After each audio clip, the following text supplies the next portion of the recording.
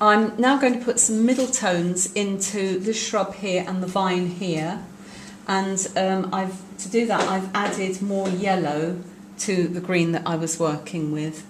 Now you can either, it depends which technique you prefer, you can either do soft wet in wet blending of tones, or you can work wet on dry. So either dampen the top part of the shrub first of all, and then starting about a third of the way down, begin to stipple into that with your mid-tone colour so that you get a soft blend of colours. Some people prefer that, or if you like the slightly more in focus or detailed look, you can work onto dry paper.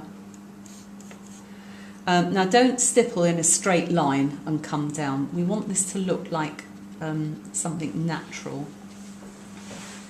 And I'm using the tip of the brush, quite broken up at the top, and then join it together so that it becomes more solid.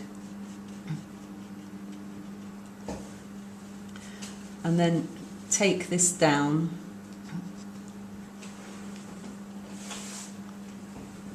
Now I'm going to add a little bit more ultramarine at this point to get the darkest green behind the flowers, and this is to save me having to put, when I put my darkest layer on, having to go over and between the flowers for a third time.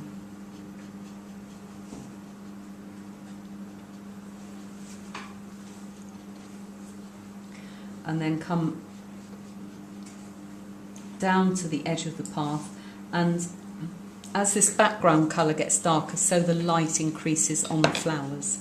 So choose whichever technique you prefer over there. Just going back to the lighter green now, the mid-tone green, and do the same over here. Again, choose which technique you prefer. I'm going to use the wet on dry. It just gives a slightly more intense light. And stipple to begin with, and then make it a little more solid as you come down. You can, if you like, add some more blue at the bottom and darken that, as I've done there. As I've done it on that side, I'll do a little bit of that over here as well, so that it's darker at the bottom. Still using the tip of my brush to suggest smaller foliage. I'm going to add a little bit more yellow. That was quite a lot more yellow, actually. And now I'm going to separate this flower bed up, too much yellow in there, into clumps of flowers and foliage. So try not to make your flower shapes perfectly circular and regular in shape and evenly spaced. Otherwise it will look like a piece of fabric and not like a flower border.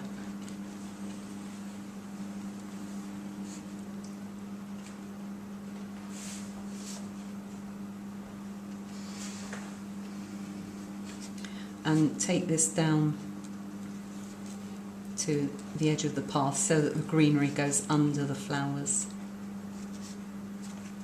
I'll do a little bit of this side, not forgetting here, because there's not dark green behind, you can have some of your foliage around the edge, but don't just outline it. Remember, you're trying to make this look like flower beds. And where the colours have merged, I'm just going over with the green to separate them up into clumps of different coloured flowers. Bit of negative space painting there. Sometimes where you get maybe 2 or 3 clusters joining, you'll get a little triangular shape in the middle of that colour. I'll finish that off in a minute, but while I've got this lighter colour on my brush, I'm going to do the grass in the foreground, and to get the this sort of grass, blades of grass texture, you can either use the tip of your brush and come down with it along that top edge, just varying it slightly, or you can flick up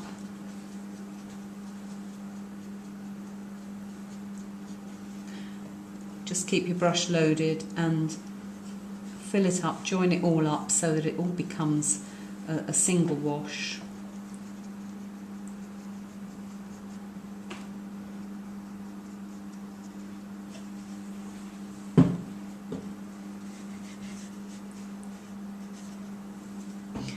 And come down and again add a little bit more blue to that green so that the foreground is just slightly darker, and then you don't really need to put any more detail into the foreground.